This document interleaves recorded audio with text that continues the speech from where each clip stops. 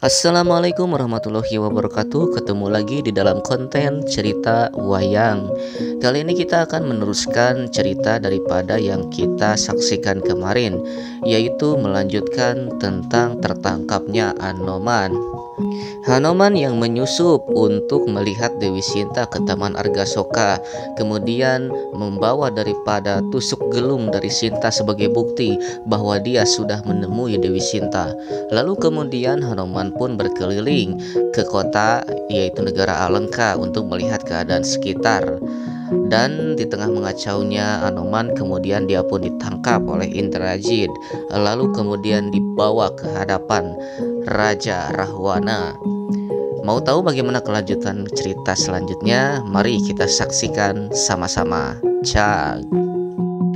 Scene kita akan mulai yaitu dari dalam pasewakan keraton Nagala Arengka. Di dalam keraton sedang berkumpul yaitu Prabu Rahwana berserta para adiknya, yaitu Gunawan Wibisana, Arya Kumbakarna, Sarpakinaka serta pamannya yaitu Patih Prahasta.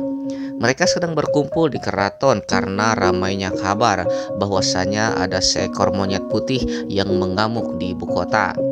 Sang monyet itu tidak lain dan tidak bukan adalah Hanoman, yang kemudian Rahwana menerima laporan bahwasanya anaknya Indrajid berhasil menangkap monyet tersebut.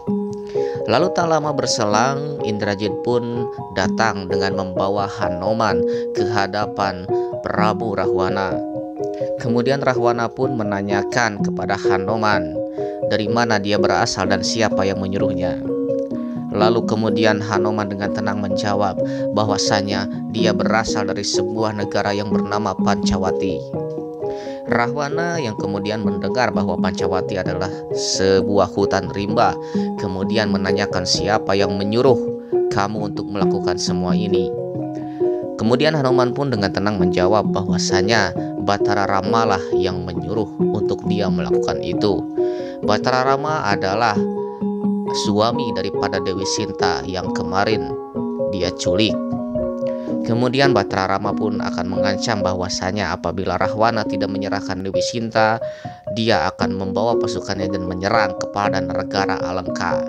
Dan apa yang dilakukan oleh Hanoman adalah sebuah peringatan kecil, jawabnya.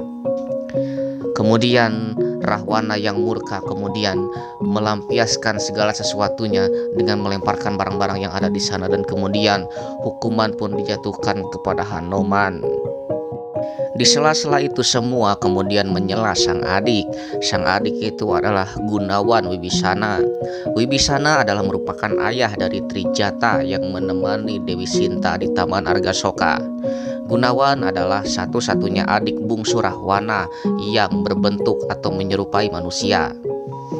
Gunawan adalah satu-satunya manusia di negara Alengka, dan juga Trijata yang merupakan putri dari Gunawan Wibisana.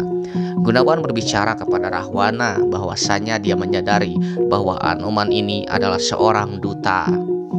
Kemudian Wibisana pun menjelaskan bahwasanya hukum internasional yang menjelaskan bahwasanya duta tidak boleh diganggu atau tidak boleh dibunuh. Namun Rahwana dengan marah tetap memberikan hukuman kepada Anoman dan kemudian memukul daripada Wibisana yang kerap membela daripada Anoman sebagai peringatan. Lalu Anoman pun dihukum untuk dijatuhkan kepada kobaran api dan dibakar hidup-hidup di alun-alun kota Alengka. Kemudian disiapkanlah kayu bakar yang sangat banyak hingga menggunung dan menjadi tontonan masyarakat di sekitar alun-alun.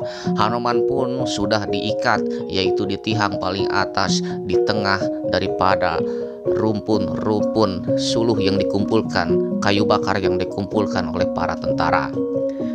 Dan Rahwana pun ikut menyaksikan peristiwa itu dan duduk di barisan paling depan dan menyaksikan terbakarnya Hanoman. Lalu kemudian Wibisana pun tidak berhenti demi mengingatkan kakaknya itu untuk tidak membunuh Hanoman. Namun sekali lagi Rahwana tidak menggubris daripada saran Wibisana. Dan kemudian peristiwa itu pun terjadi. Hanoman pun dibakar di alun-alun menggunakan kayu api yang sangat besar dan banyak. Api pun berkobar dan membakar sekujur tubuh Hanoman. Namun apa yang terjadi? Bukannya merasa kepanasan, namun Hanoman masih tetap bisa tenang dan tersenyum. Memang tidak kelihatan oleh para masyarakat dan para petinggi di negara Alengka bahwasanya Hanoman tidak merasakan sakit karena api yang sangat besar dan kayu api yang sangat tinggi. Terus ekspresi dari Hanoman tidak bisa terlihat. Hanoman tidak bisa merasakan panas karena dibekali oleh kesaktian-kesaktian dari para dewata. Di tengah peristiwa itu kemudian Hanoman pun melepaskan diri dari ikatan Indrajit, lalu kemudian melompat dari kobaran api yang sangat besar sambil melempar-lemparkan kayu api yang sedang membara. Kayu api yang dilemparkan oleh Hanoman kemudian jatuh di atas keraton negara Alengka dan kemudian dengan sekejap membakar keraton bagian depan dari negara Alengka. Satu keraton pun hangus terbakar oleh api yang dilemparkan oleh Hanoman. Tentu saja membuat para masyarakat panik dan tentu saja Rahwana pun dan sekumpulan para petinggi di negara Alengkadirja sangat keteteran. Dan Hanoman pun berhasil melarikan diri dari kepungan dan jeratan api. Hanoman di atas sebuah menara kemudian menatap kepada Dasamuka dan pergi meninggalkan istana. Kemudian scene kembali berubah, yaitu di dalam istana negara Alengkadirja. Di sebuah keraton yang tidak terbakar di bagian dalam negara Alengka. Kemudian Rahwana pun sedang dalam keadaan kebingungan mengumpulkan semua saudara-saudaranya dan para petinggi. Lalu kemudian Wibisana pun mengingatkan kembali kepada Rahwana. Wibisana kemudian mengucapkan sepatah kata yang membuat Rahwana menjadi jengkel, yaitu Gunawan Wibisana menyarankan agar Rahwana menyerahkan kembali Dewi Sinta kepada Batara Rama. Hal itu berdasarkan kepada sebuah peperangan yang melibatkan masyarakat atas keserakahan rajanya sendiri adalah perbuatan yang sangat tercela dan memalukan. Daripada itu terjadi mengorbankan tentara dan masyarakat, kemudian Gunawan pun hendak menyuruh Rahwana untuk mengembalikan Sinta kepada Rama. Namun bukannya menerima saran yang baik dari adiknya, Rahwana pun murka tiada tara. Wibisana pun kemudian dilempar oleh sesuatu dan kemudian mengenai kakinya hingga cacat. Gunawan tidak bisa lagi berjalan dan hanya bisa berjalan pincang sambil kesakitan. Rahwana pun tidak terima dengan apa yang diucapkan oleh Wibisana, kemudian mengusir Wibisana yang seakan-akan selalu membela Batara Rama. Rahwana dengan murkanya kemudian menyuruh kepada Gunawan untuk berpihak saja sekalian kepada Batara Rama dan meninggalkan negara Alengka kalau terus-terusan membelanya.